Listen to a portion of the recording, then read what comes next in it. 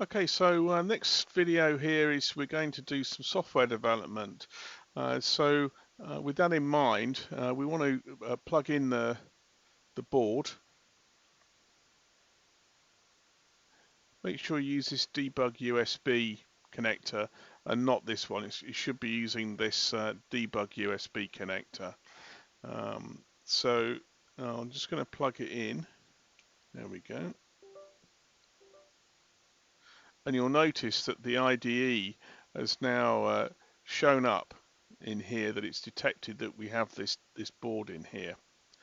So we don't actually have to have the in here, but I'm just going through the process so it shows you that it does actually recognize it when you plug it in. So if we do a new project here for this particular board and select Microchip Embedded and Application Project. Now in old versions of MPLAB X IDE before 6.2, there's a different way of doing this for PIC32s, but I'm going to take you through the current way that we do things. Now there's a little feature here that sometimes you'll notice that this doesn't actually have the complete device name. You can try typing it in, but then it doesn't really listen to you. So you actually have to put it in again anyway. PIC32MZ EF. Oops, 2048 EFM144. Okay, and then we can select that. And then we have a look in here. And this is a little bug in the IDE. You'll notice it's actually grayed out. So we've got no tools, simulator, and a grayed out. It's detected our board, but it's grayed out. So this is a bug in MPLAB X IDE. It's been in there for quite a while. So if we cancel now, I'm going to show you how to go in and fix this. So we need tools and options, and embedded in the generic settings. We go down towards the bottom, you see exclude device checks for kits, and we need to select that on. So let's start again. Let's file, new project. Once you've done that, you don't need to change that setting again, by the way. And we've got this whole problem here where whatever I do now, it's going to clear it out. So PIC32MZ2048 EFM144. Okay, yes, now the board is enabled, so we can select that. Select the compiler. And we need to give it a name as well. So I'm going to call this 32MZ EF, and we're on Curiosity 2, and I'm going to call this a Blinky. And we're using MCC Harmony 3. Okay, now what I tend to do is I also put it in that location. So whatever I call the project name, I also have a subdirectory underneath there. And you'll also notice we'll set this as the main project. So you have multiple projects open in this IDE, which is quite useful. But for now, we'll just have this one. So we'll set it as main project by default, and we'll open MCC on finish. Now this allows us to set up the framework and all the files that are required for a project to work in MCC. So if we go finish. Now, the first time that we load up MCC, it's going to take a little bit of time, and it may also find there are certain things that it needs to download as well. Sometimes, in fact, you find that it just crashes, and the only way I've managed to deal with that is to exit and the IDE and start again. And sometimes you have to use Task Manager to get out of it as well, which is not great. So we'll do finish here, which for downloading the content. So this is the content that is required.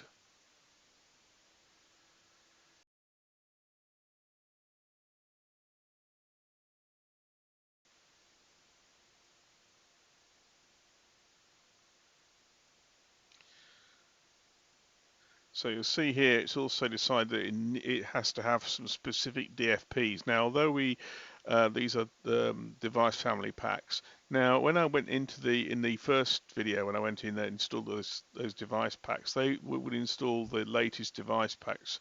But there are certain requirements for some versions of MCC to have a particular device pack, which isn't necessarily the latest one. So we should download these device packs that it requires in order to be compatible with the code generated by MCC.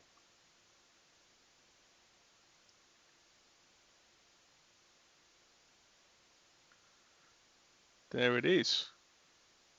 Ta-da! So we're met with this very sort of blank screen and not very exciting, but what we need to do is we're going to do a Blinky here. So we need to decide how we're going to do that. Now the first thing is let's get a clock running. So go to the clock configuration. Now this is, at first time you go into this, you think, crikey, there's a lot going on here. And one thing that I recommend we do just for this particular example is we just go for really simple, use the FRC div, which is the onboard clock. So you don't have to worry about anything, whether anything's working external to the microcontroller from the point of view of a clock. We can just use the internal FRC.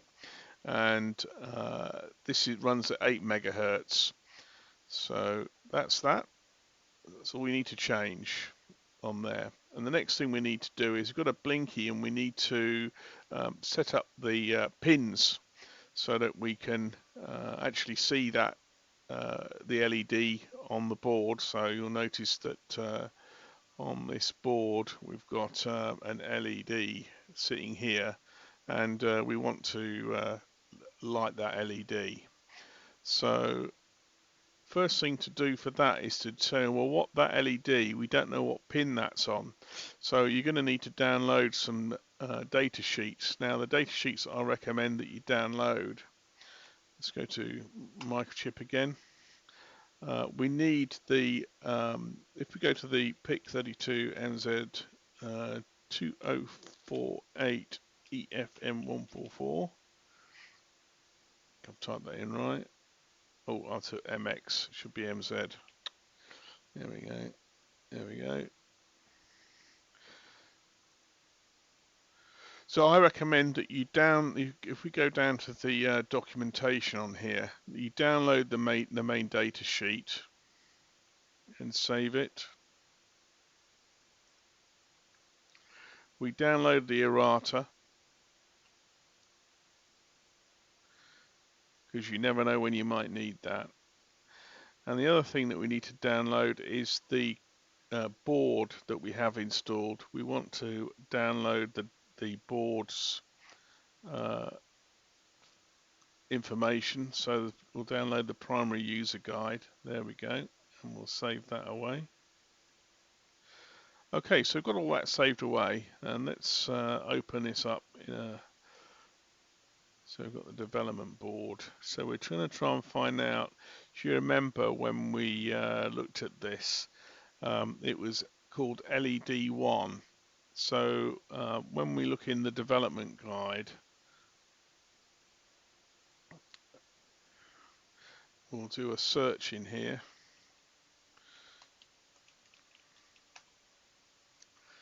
Here we go, it's on RJ7. So let's go into our IDE and we go into the project graph and then select plugins. We need to select the pin configuration. I recommend we switch it the order rather than the order of pins. We do it in ports, and you'll remember that from here it was on RJ7 for this LED.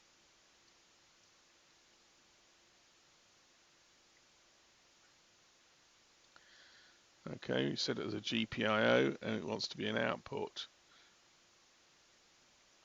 And I'm going to put in a LED1 here. Now, what this custom name does is this is when MCC generates code, it generates code with this name that you put in here. So if I do a generate now, here we go. And now we go back into the project and we'll see in the source tree there's a whole bunch of files that have been generated.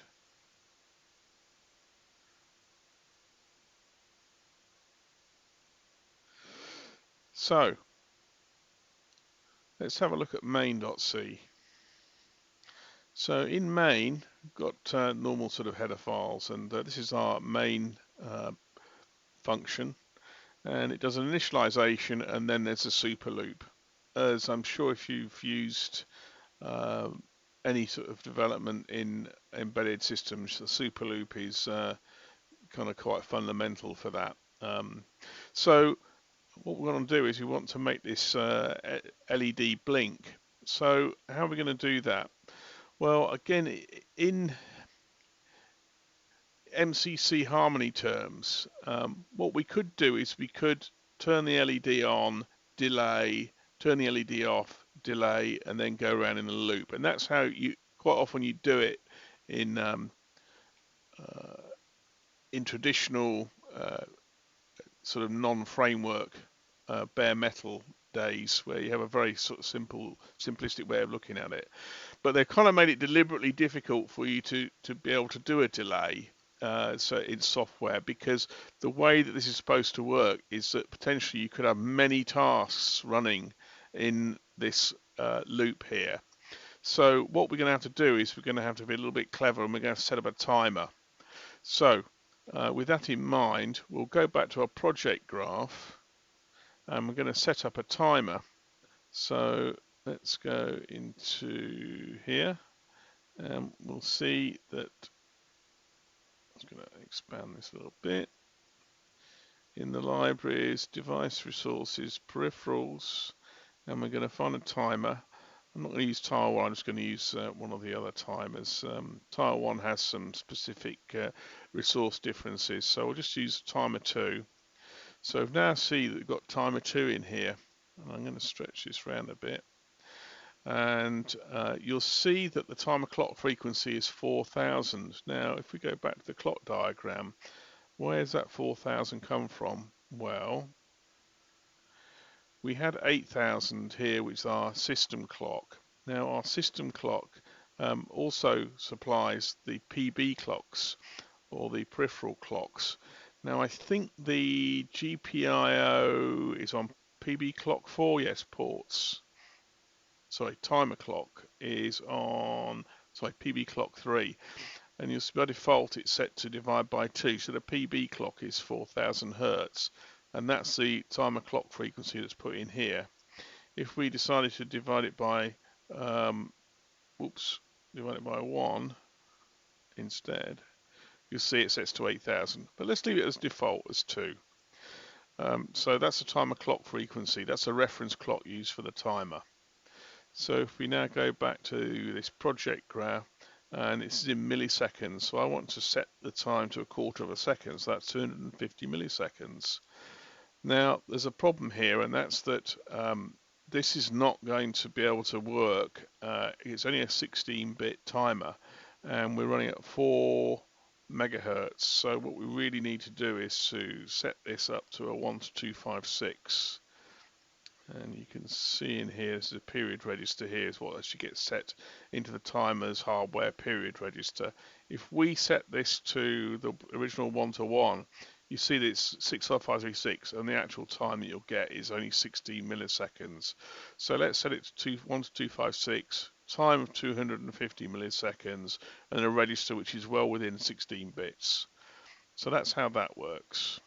So next thing to do, let's generate. Go back to our project here, and you'll see there's some additional code set up for timer 2. Now, what I recommend you do here before we add any code at all is we do a build. So in your project, let's do a build. All good. So no errors. Everything's worked. Okay, so what do we need to do to get this to use this timer? Well, we need to start the timer. Now, how do we know how to start the timer? So the sysinitialize doesn't actually start a timer. It will set up the timer and all its registers, except it will not start it. So we need to start the timer. So if we look in the header file for the timer,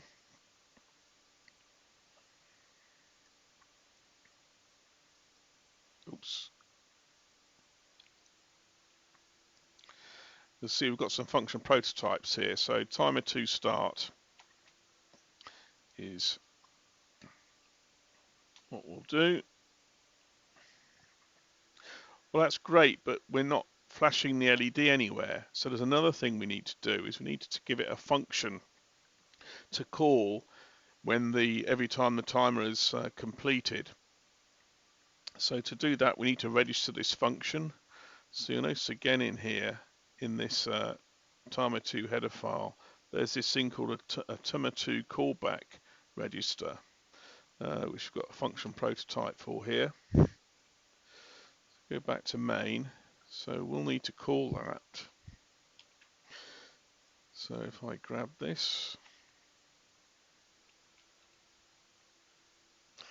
and we're going to have a timer function that we haven't actually defined yet, and we also need to send it. So this second parameter here is a context, which for our case we're not need to send it any context. There's no need for us to do that. We're just blinking an LED, so we can send it null. Now, if I just put in null here, it will give us a warning or an error. I think it might even give us an error. So we actually have to coerce it into this data type here. So there's our callback. We define or told the timer what function to call, but we haven't actually defined this timer 2 callback. So you may remember that back in here, there was in the timer 2 header file, this is what our timer 2 callback uses. It uses this particular prototype for, a type def for our particular function. So how do we find out what this looks like? So quick way is to copy that and oops, we can do I'm in the wrong place here. We can do a find. Okay, and we'll see here we go, here's the type def for the function prototype for this. So now we can copy that. Let's pop it in here. So it's a void, and we want to call it timer 2 callback, and it's going to send to us a status and a context, not that we're going to use them. And then what we want to do is you want to blink the LED when this callback function is called. So we need to look in our peripherals again and look at the GPIO. GPIO.h. Let's see if there's something for our LED. Let's go for a toggle, LED toggle. So use that macro. So that's it. So what we have here is in our main, as well as the original sysinitialize, which does all of the stuff behind the scenes to initialize the processor, we need to start the timer. But I would actually move this before here, register our function first, and then start the timer. So we've registered our callback function, which just as a toggle, and then we start. And then in the super loop, we actually don't have to do anything at all, because this is all interrupt driven. You'll see up here that we had an interrupts enabled.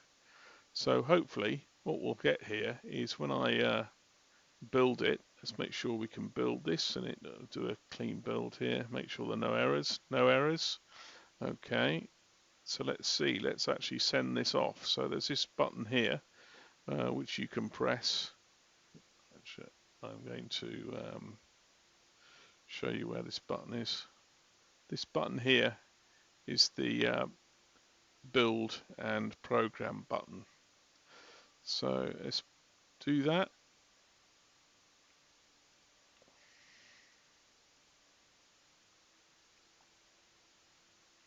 See, it's connecting to programmer. There we go. We now have a blinking LED. So that's how to get a Blinky to work. Thanks for watching. In the next episode of this, we will do a stud.io, how to get your printfs to write out to a UART. So yes, thanks for watching.